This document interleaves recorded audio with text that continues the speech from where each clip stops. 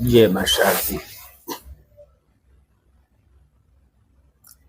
एक सज्जन थे, बहुत पढ़े लिखे थे। उनको गंगा पार करना था। गंगा किनारे आए और उन्होंने नाव वाले को बुलाया, भैया हमको उस पार कर दीजिए।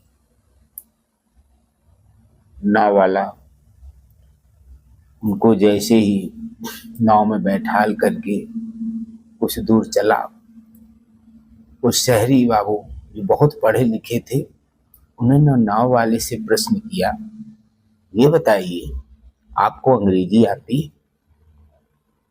उस नाव वाले ने कहा, ये किस चिड़िया का नाम है? उसने कहा, चिड़िया का नाम नहीं, ये भाषा है। तो उसने कहा, माफ करिए मुझे इंग्लिश नहीं आती। पढ़े लिखे व्यक्ति ने कहा, तुम्हारा 25% जीवन व्यर्थ हो गया। कुछ दूर नाव और चली। उस व्यक्ति ने फिर पूछा, ये बताइए आपको गणित आती है?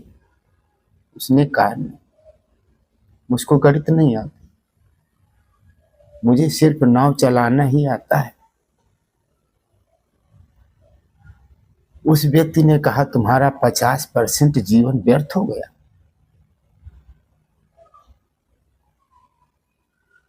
कुछ देर बाद उस व्यक्ति ने, जो बहुत पढ़ा लिखा व्यक्ति था, अपने आप को बहुत योग्य और विद्वान मानता था, उस व्यक्ति ने फिर नाव वाले से कहा, ये बताइए तुमको हिंदी आती है? हिंदी पढ़ना आता है? उस व्यक्ति ने कहा, नहीं मुझको हिंदी नहीं आती है। कुछ समय बाद जब नाव बीच धारा में पहुंची, तरंगे तेज थी, लहरें तेज थी, हवा चल रही थी, नाव डगमगाने लगी। नाविक ने उस शहरी व्यक्ति से, उस पढ़े लिखे व्यक्ति से पूछा, ये बताइए भैया आपको तैरना आता है कि नहीं?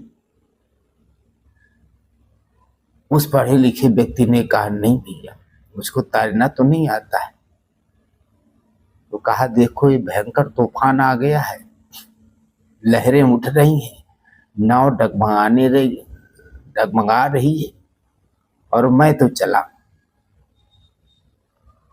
कुछ देर बाद नाव डूबने लगी। वो पढ़े लिखे जो विद्वान थे, तैरना ना आने के कारण गंगा में डूब गए। और वो मल्लाह नाविक,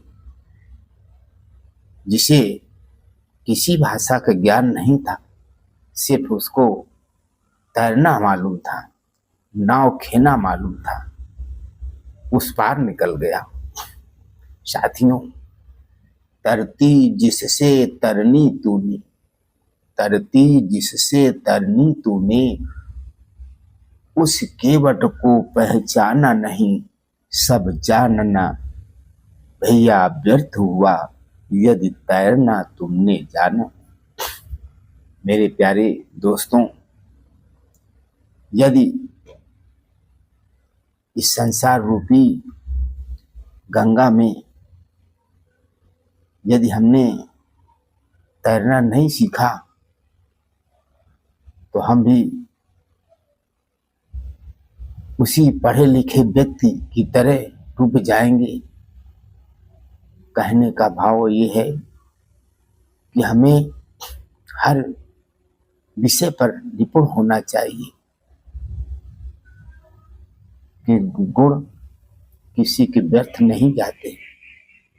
तैरना भी आना चाहिए, खेलना भी आना चाहिए, पढ़ने में भी आप विद्वान हो, शिष्टाचार भी आपके अंदर होना चाहिए, आपके अंदर चौमुखी विकास होना चाहिए, तभी आपका लक्ष्य पूरा होगा। जय मां शारदा।